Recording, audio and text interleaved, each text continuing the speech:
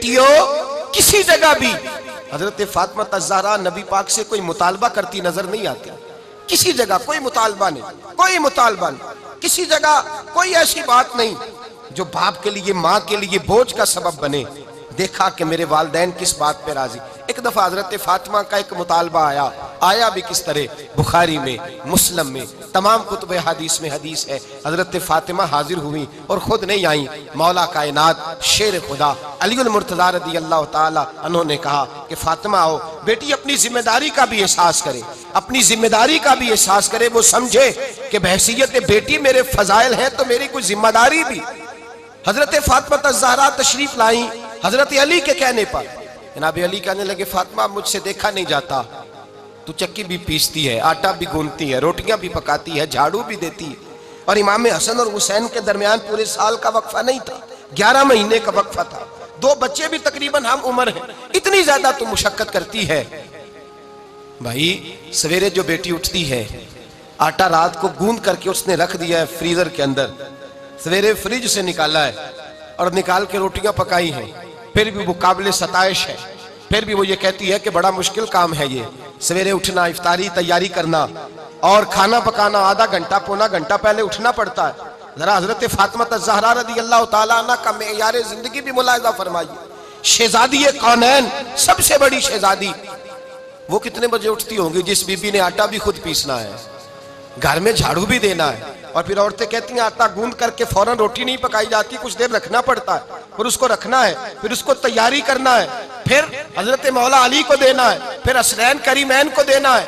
हजरत Ayesha Siddiqa कहती हैं मौला अली ने कहा कि फातिमा तेरी ये मुशक्कत देखी नहीं जाती, चल ना दरे रसूल पे चले, हुजूर से खादिम का सवाल कर ले, एक मुलाजिम मिल जाए जो कामकाज में तेरा हाथ बटाए। हजरत फातिमा तशरीफ लाई। भाई मेरा तो ख्याल ये है कि बेटी अगर बाप से आके मुतालबा करे तो हो सकता है बाप शहर के चौराहे में खड़ा हो जाए और कहे कोई मुझे खरीद ले और मैं बेटी की ख्वाहिश पूरी कर दूं।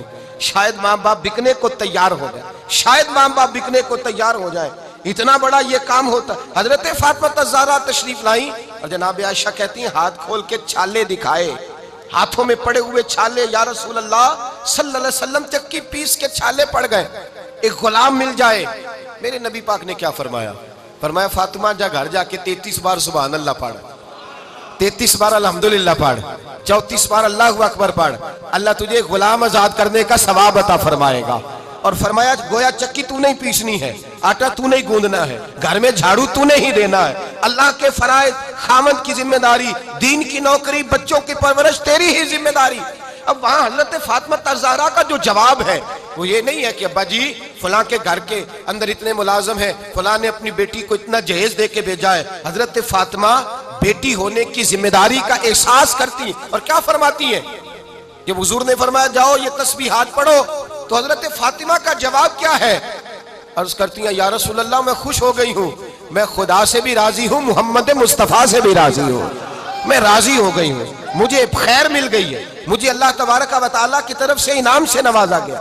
बेटी जिम्मेदारी का भी एहसास करे, वो अफकार, नजरियात, बाप की इज्जत, उसका पास, उसका लिहाज भी करे। ये याद रखे बेटी जब तक अपने माँ बाप के अफकार का, इज्जत का, अकवाल का ख्याल रखेगी और उनकी पहुंच के मुताबिक चलेगी, गोया उसने जिम्मेदारी का एहसास। और बेटी खिदमत करने की कोशिश करे, बिलखुसूस अपनी वालिदा के हवाले से, बिलखुसूस वालिद के हवाले से वो एक साथ पैदा करे। उसे जितना भी मौका मुयस्सर आए, जितनी भी उसे अल्लाह तबारक व तआला तौफीक दे, वो अपने माँ बाप की खिदमत करे।